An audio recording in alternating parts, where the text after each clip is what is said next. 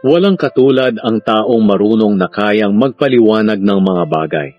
Ang karunungan ng tao'y nakapagpapasaya ng mukha, at ang simangot ay nawawala. Sundin mo ang utos ng hari, dahil ipinangako mo sa Diyos na gagawin mo ito.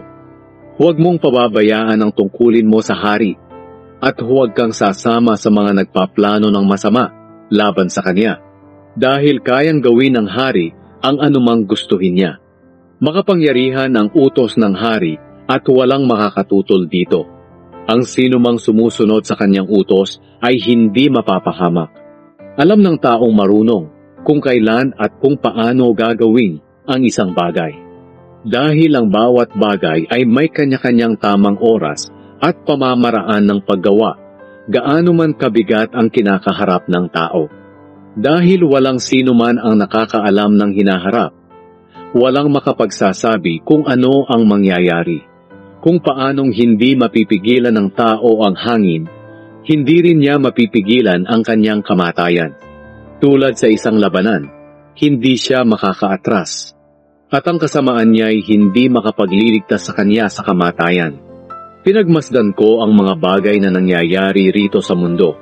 Nakita kong ang mga tao ay may kakayahang saktan ng isa't isa.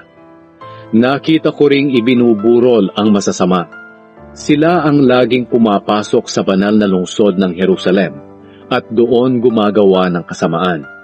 At pinupuri pa sila ng mga taong taga roon mismo sa lugar na ginagawa nila ng kasamaan. Wala itong kabuluhan. Kapag ang taong nagkasalay hindi agad pinarusahan, naiisip din ng iba na gumawa ng kasalanan.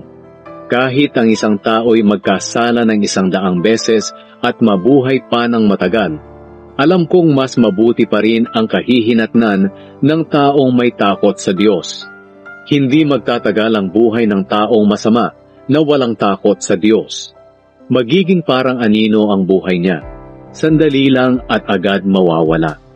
Ang problema lang sa mundong ito ay kung minsan ang mga taong matuwid pa ang siyang napaparusahan ng parusang para sana sa masasama. At ang masasama naman ang siyang tumatanggap ng gantimpalang para sana sa mga matuwid. Ito man ay walang kabuluhan.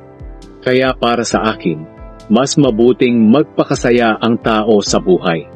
Walang mas mabuti para sa kanya dito sa mundo, kundi ang kumain, uminom at magsaya.